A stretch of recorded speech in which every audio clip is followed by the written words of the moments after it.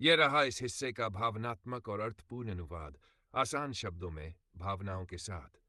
Osteoporosis, हड्डियों का कमजोर होना, एक खामोश खोरोसिस चुपचाप आती है। जब तक कोई टेस्ट जैसे डेक्सा स्कैन या एक्सरे ना हो, या जब तक हड्डी टूट ना जाए, आपको पता ही नहीं चलता कि आपकी हड्डियां अंदर से कमजोर हो चुकी है। यह कोई मामूली समस्या नहीं है, यह जानलेवा भी हो सकती है। एक रिसर्च में पाया गया, जिन लोगों की हिप बोन टूटती है ओस्टियोपोरोसिस के कारण, उनमें से 80% लोग कभी वापस अपने घर नहीं लौट पाते। कुछ अस्पताल में ही न्यूमोनिया से मर जाते हैं, कुछ को हमेशा के लिए नर्सिंग होम या किसी पर निर्भर रहना पड़ता है, और कुछ की जिंदगी पूरी तरह से बदल जाती है। अगर आप अभी 20 साल के हैं, तो हड्डियों की ताकत पर आज ही ध्यान दें, क्योंकि जब आप 70s के होंगे, तब ध्यान देने का मौका बहुत देर हो चुका होगा। हाँ, कुछ सुधार तब भी मुमकिन है, लेकिन असली असर अभी की मेहनत से आएगा। कैल्शियम हर दिन की जरूरत। आपका शरीर, चाहे आपने कैल्शियम खाया हो या नहीं, खून में कैल्शियम का स्तर हमेशा बनाए रखने की कोशिश करता है, लेकिन इसकी कीमत हड्डियां चुकाती हैं। हर वो दिन जब आपने पर्याप्त कैल्शियम नहीं खाया, आपकी हड्डियां थोड़ी और कमजोर हो जाती हैं।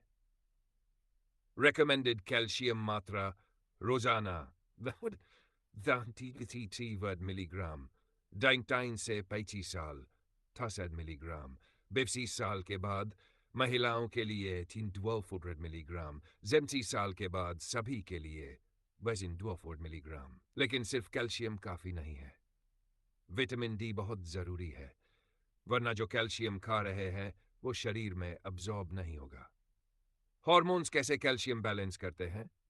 कैल्सिटोनिन, जब खून में कैल्शियम ज्यादा होता है तो इसे घटाने का काम करता है। विटामिन डी को ब्लॉक करता है, कैल्शियम को पेशाब के रास्ते बाहर निकालने में मदद करता है, हड्डियों से कैल्शियम को बाहर निकालने से रोकता है। जब जब खून में कैल्शियम कम हो, तब विटामिन डी को एक्टिवेट करता है, कैल्शियम को किडनी और आंतों से ज्यादा अब्जॉर्ब करने में मदद करता है, हड्डियों से कैल्शियम खींचकर खून में लाता है।